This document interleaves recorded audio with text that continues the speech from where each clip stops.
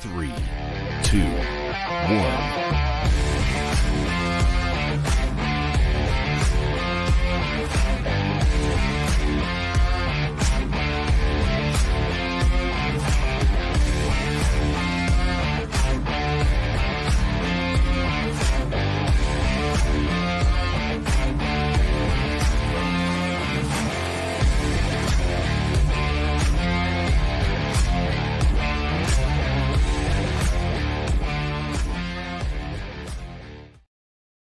What's up, everybody? Ian Walsh here, Hard Money Bankers, joining an episode of Market Makers. Usually I have my partners in crime, Ryan and Josh, but they aren't here today. Joined, though, with a guest that we actually just did a podcast with last week, Taylor Loht. Taylor, thank you so much for being on the show. Thanks for having me. I love your intro. That was awesome. Yeah, Ryan, my partner Ryan gets credit for that. He put that all together. And nice. But I'm always thinking when it's done, I'm like, it feels like, like I need to do something like big and grandiose, because it just turns over to this little podcast. And you're just like, yeah, because it sounds like it's really building up to something big, right? So, but yeah, so Ryan did a nice job with that. So thank you very much. So Taylor, you are in the real estate finance industry as well. We've had other individuals on the show that also have do like, syndicate financing and so forth, similar to what you do. If I saw correctly on your site, you guys have over 1,000 doors under management. Is that still an accurate number? Yeah, we've done more than 1,000 doors. Honestly, I don't even keep track of the number anymore, because it's, always going up and down. But yeah, just continually growing. So can you give us then just some like background of how you got from there to from here to there into the industry? Because I know last time we spoke, you mentioned you were an engineering degree in a past life and so forth. So sure. So, at my core, I am an investor. So really my first job, my first real job, if you will, quote unquote, not a real job, but in high school, I worked at a grocery store making, whatever, $6 an hour. And I went on from that to work at Sears back when Sears existed, kind of dating myself a little bit. But, I started getting a tiny, tiny little bit of money, and immediately saw I needed a way to turn that money into more money. At that time, my toolkit was really limited, right? We only know what we know. So that was back pre-Great Recession, when you could actually get interest in a bank account. That's kind of coming back around right now. But that was my first thing is, okay, I'll go find the highest interest rate account that I can get. But moving on from there, look to continue to grow my toolkit intentionally, but also somewhat unintentionally. And got out of college, everything, got a big boy job, started having a little bit more money to invest. So next step that I took was to read one of these books over my shoulder here, The Intelligent Investor by Benjamin Graham. Learned about value investing on Wall Street. So that's what I did for a few years, and that was going well, but I was ultimately getting frustrated with the inability to really create value in my investments with that model, because you're just buying at the market price and selling back at the market price later, hoping that you identified a good opportunity. And I ultimately, through podcasts, honestly, funny enough, stumbled upon real estate investing. And again, building up the toolkit, learning how real estate investing works. When you first get started, it's really tempting to think, I could never achieve something big in real estate because I don't have a ton of money to invest right off the bat. My goal is to get that money to invest. I don't know what to do. So you get into real estate investing, you learn about how real estate investors can partner with one another, how we can buy distressed assets or use creative financing, what have you, all the different options that we have. And we can grow our toolkit to do better deals, to grow our net worth and income, and to really create value in our investment. So I learned about how we can partner with other investors, and the term that we use there is syndication, and we buy bigger assets using that strategy. My goal is always to get on the active side of things, but getting involved and really knowing what you're doing is tough when you're getting started. So my foot into the door, if you will, was to start as a passive investor. I had money saved up in my own name and IRAs and retirement accounts and everything. So I started by investing into apartment complexes. This is in 2016 in the Atlanta area, using my self-directed IRA, and just continued to keep putting one foot in front of the other. Again, continuing to grow the toolkit and learn how these deals worked, how I could help create value, say on teams, and create value in deals and everything like that. And then ultimately it's continuing to acquire more deals, work with more investors, build better partnerships to where we are today, just continually doing deals. And certainly nobody's immune to the high interest rate market today. So that slowed things down a little bit. There's no denying it, but still it's a long-term wealth creation vehicle for me and for our investors and partners. So here for the long run. But I see it as fundamentally real estate investing and investing in general is built around having the best toolkit that you can build in terms of your knowledge, and then having the best connections that you can build by networking with others and finding ways to add value to other people, their lives, and their investments. So I think it's good. That's a good outlook. I was just thinking. So when you got your foot in the door, you used your own private money, your own money that you had saved up, put it into some deals. I remember doing stuff like that, and you don't know what you don't know at the moment, right? When you put that money in, but I'm sure as you've grown and like realized like how to, mistakes that would have been made or not made, you ever look back and go, man, I'm lucky I got my money back out of that one, because there were so many things that went wrong that I didn't even know were going wrong until you look at it now from like a more experienced standpoint. You're like, wow, that one I got fortunate with. Have you ever run into that kind of scenario? Big time. So that first one is actually a great example.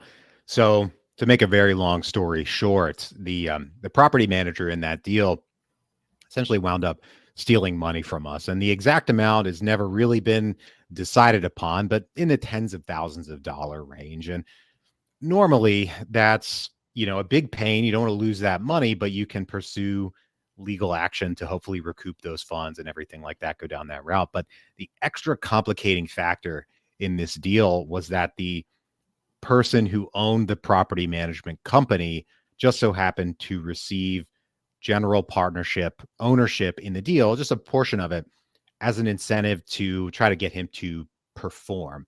And, in theory, that sounds like a great idea. I saw a lot of people around that time doing that. And since then, that's kind of tailed off a little bit, because the problem is when you have that kind of semi quasi third party relationship, what I found is that can lead bad actors or people who maybe could be bad actors to frankly think that they can't be fired, right? And there's nothing wrong with partnering with a property manager, but if you set it up in such a way where the incentives aren't truly aligned, you think they are, but not really, then that can allow bad actors or embolden bad actors to make the wrong moves. So took a couple of years through legal battle that the other general partners got into, clawing back shares, so on and so forth. And that did work out. We did make some money on the deal. It was certainly less than we expected, of course. But yeah, really focusing on alignment of incentives and truly understanding those incentives and how, again, a bad actor could maybe take things the wrong way.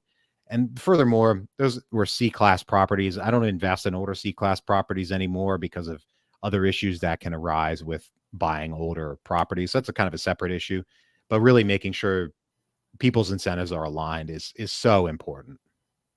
Yeah, I think the live and learn scenario is big there, and I'm very my world before this one was that I managed a few thousand units in the management as a management company. I built a management company and then sold it, and one thing I learned about management is that there are, I mean, so few companies that can do it right. Period. Like and management can make or break any kind of deal, whether it's one door or 1,000 doors. Like your management can do real damage or really make your life easy. And that's interesting. I was never, I never thought of the approach of like, having the manager as a limited as a partner in the transaction. That's interesting. But I think ultimately it doesn't really matter. You can make them whatever you want. You can incentivize anybody any way you want. But if they're not aligned and they're not strong at what they do, they don't need that. They wouldn't need that as an individual to be good at what they do, right? It feels like it will make them good at what they'll do, but in essence, it just ties them into the transaction potentially in a way that you're like, man, this just makes it even hairier. Next thing you know, you're in court. So interesting. You had mentioned the management portion of it and do you find that to be an absolute, make or break portion of a transaction for you guys in terms of how well or, not well it does? Oh, absolutely. Yeah. Having the right people at the property, working with the tenants and building relationships with the tenants, of course, is key. It's so incredibly important, especially when you're buying a property and fixing it up and renovating it and everything, and trying to get higher rents than it used to get. Your office personnel's ability to deal with the tenants and your maintenance personnel's ability to deal with maintenance issues quickly and keep the tenants happy is so important, because once we fix up a unit and rent it at a higher rate and start bringing things to market, you don't want to have constant turnover of your tenants, right? You want your tenants to stay for a couple of years and do annual, inflation-based price increases after that.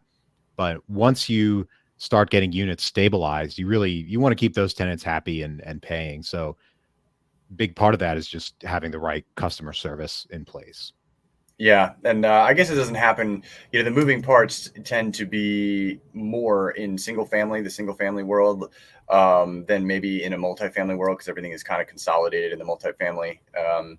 But either way, the management company, I've seen management companies, do really well for clients and take situations that were like not looking great, but their expertise was able to really pull through. And I've seen other ones just do damage. I mean, just damage. It was a great deal, great scenario, high-end property, maybe a couple hundred units, and they just made a mess of it. So the management company is a crucial part, is something I've just found throughout my real estate history. It's also the hardest and most thankless part of all of real estate. I always say that it's like the redheaded stepchild of real estate. Like, it's so thankless, it's unbelievable, but it's so crucial to success in many areas. So we had mentioned the interest rates going up. We had spoke with another individual that does quite a bit of syndicated financing for large multifamily buildings, and he was just saying, like, there's no question, like, the pipeline slowed down, or the good deals have slowed down. What are you guys doing? Just being more patient right now? Like, what are your headaches, and what are you expecting here? Patience is the key. You said it exactly right. What we're seeing now is, and what we've seen this year, is a pretty significant decrease in the just volume of transactions in multifamily. And that's for a lot of reasons, but fundamentally, potential sellers and buyers are less able to come to an agreement on price. I mean, price is the truth. And generally speaking, folks who have been selling in 2023 are selling because they need to. Their financing is running out, and sometimes that has led them to lose a portion or all of the equity that they had in a deal. It's just the reality, and that's what happened. Moving into 2024, I'm exactly like you said, I'm a patient investor. I'm confident that the deals will come back around at some point, and positioning myself to certainly be there as they do.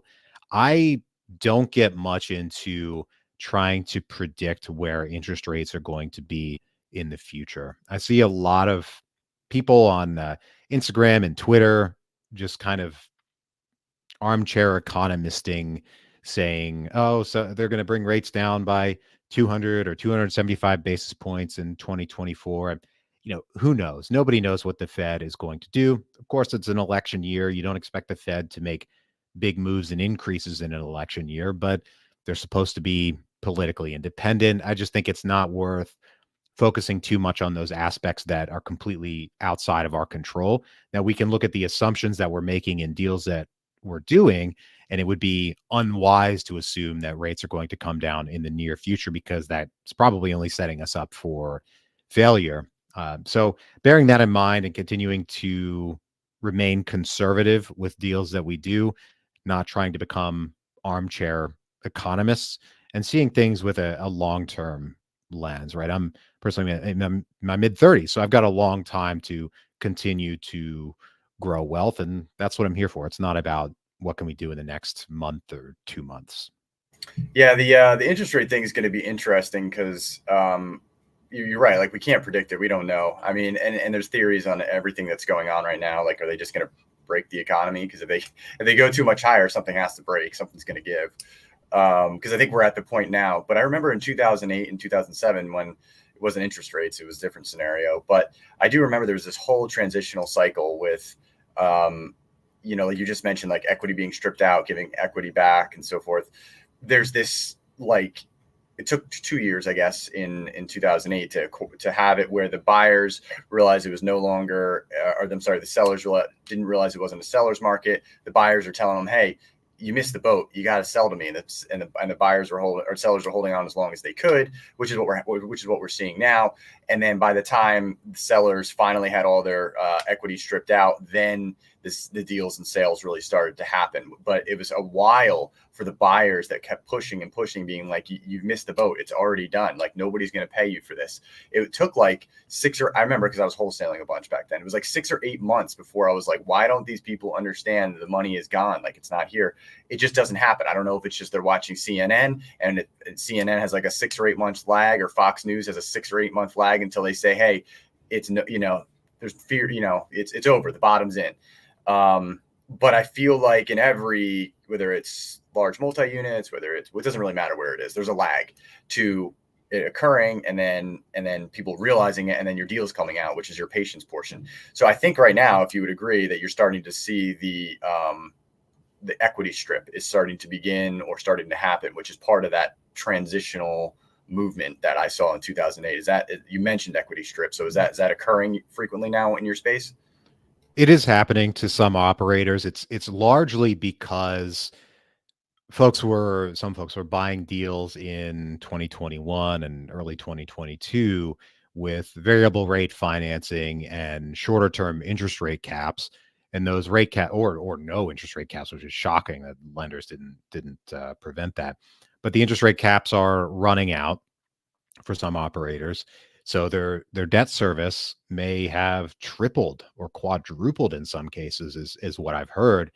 And it's not that is going to happen. It's that is already happening. That's been happening this year. Now, is that a terrible tidal wave? I mean, my heart certainly goes out to the folks who have lost money in those deals. But I agree with what you're saying about how real estate moves very slowly. I was in college at the time during the Great Recession, so I was only partially paying attention to what was going on. But looking back retrospectively, it took a few years for things to really hit the real estate market, and then for the real estate market to actually bottom out and start recovering in like 2011 and 2012 in some markets is when it really started recovering, which is, in hindsight, we forget how long that actually takes in real time. It feels like, oh, that happened in just a couple months and it was all over. But no, that took a few years to occur. I think just keeping that perspective in mind is incredibly important. Yeah, the variable rates that you mentioned was something. So we had done what was called, I mentioned this on another podcast, but we did a market makers event. We put on this event, maybe it was probably like 7 years ago now, or 8 years ago now. One of my ex-business partners, his father was one of the 20 largest or 25 largest like multifamily owners in the country. So he's like a pretty big deal in the area. And does what you do. He's got 30, 40,000 doors, whatever the numbers. I don't know. Numbers get crazy up in your world, but so we had him on stage as one of the speakers, because he really was an interesting perspective to hear from somebody what they were thinking and doing at that, that level. And one of the things he mentioned specifically on there, this is before COVID, before any of this, he said, he opts in for the fixed rates and won't take the variable rates. And this is before any of this was even like a thought in anybody's mind. He's like, and now that this occurs and you go, my gosh, like, that variable rate or, uncapped rates, you go, wow, I wish I took a fixed rate, right? Like, that's kind of the thing you think in your head, but you don't know that at the time. But he did, so it's interesting to see people that have different insights from different periods of time that have lasted through multiple cycles, to see the specific steps they take in structuring their businesses and their financing, and how they were like, nope, this is a short-term cash grab, and people are going to be in trouble in a few years. So I don't know if you have been able to, did you guys, well, actually, I don't want to, were you guys able to weather the storm of the variable rate stuff? Are you guys good on the fixed rates? Did you guys opt in mainly for that? Or how do you guys typically look at your financing in that capacity? We're at a good spot now. Yeah. I would say, it's interesting the different perspectives that folks have, because certainly, with all deference to that gentleman who has significantly more experience than I do, I saw folks moving away from fixed rate in certain cases because oftentimes they would get into a fixed rate deal, and I'm sure he's well aware of this, but they didn't understand their prepayment penalties, their yield maintenance and defeasance. And those penalties can be pretty significant in this space, especially when rates fall and things like that. And I'm sure he definitely understands those penalties, but some folks were buying 3 to maybe 5 year target holds in multifamily and getting fixed rate financing. Then interest rates would fall and their prepayment penalty, when they would go to sell, would eat up a huge chunk of their potential profits because, again, they didn't understand the full reality of their loan. They didn't understand how their prepayment penalties work. So we saw folks shift over a little bit more into the variable rate financing. I think really what that speaks to is that we need to understand the full picture, no matter whether we're using fixed rate or variable rate financing, understand the pros and the cons, what could happen if rates go up or rates go down, and we look to sell at any particular period. One of the kind of memes in the real estate space, if you will, especially when rates go up, it really happens a lot. People say it a lot more, is marry the house and date the rate. And oftentimes it's a bit more in the residential space. Folks will say that to potential home buyers. Realtors really like to say that, but I really dislike that phrase because we need to keep the full deal perspective in mind. We're not only marrying the house, we're marrying the price, right? We're marrying the price that we buy it at. We're sort of kind of marrying the rate. We're not going to keep it forever, but we don't know what's going to happen with rates into the future. We have no control over that. And it would be unwise to assume, as some folks did pre-Great Recession, that, oh, I'll just be able to refinance.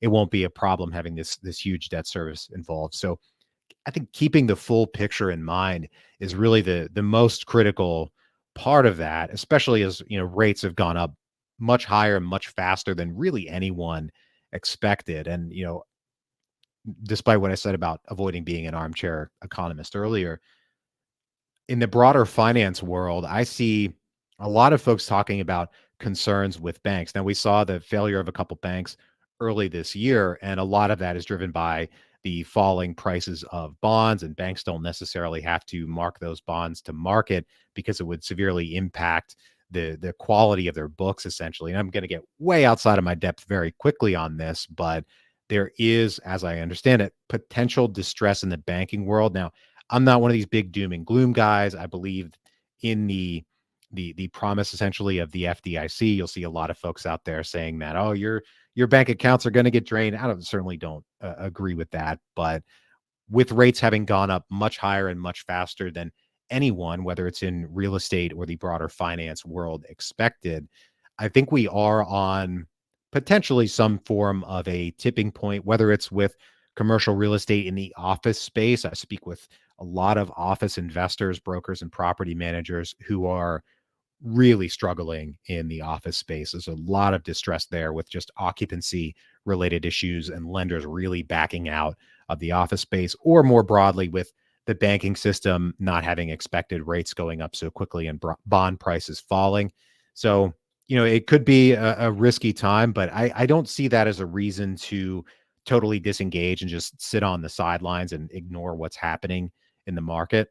I think the people who have the most success in 2024, 2025, or really any market are the people who are engaged and paying attention to what's happening. That doesn't necessarily mean they're out there buying everything they possibly can, making offers on everything that they possibly can, but they're involved and paying attention to the market so that they can skate to where the puck is going, to borrow a phrase from Wayne Gretzky. So there's a lot of interesting, shall we say, things happening today, but I think the key to success in the future is staying engaged, talking with other folks in the space and in the broader finance world, and again, skating to where the puck is going.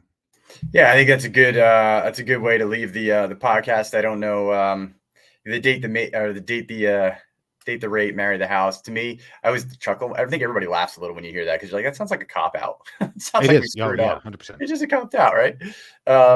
And you're right about the office space. Something's gonna happen there. I don't know what it is. Repurposing of some sort. We're gonna see massively. As far as the doom and gloom goes, I was just trying to think. We get a pretty wild podcast here going sometimes, and I think, I personally think everything's going to fall off a cliff, and we're going to be on CBD season a year from now. But that's a whole different show.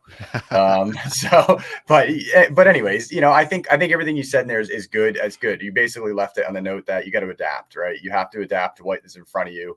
The market's always going to change. It's not about holding onto the market before you. It's about adapting the market in front of you, and not getting too held up on the market coming. So I think it's great information. How would people contact you, if they want to talk to you further about what you do and your operation? Sure. At NT Capital, yeah.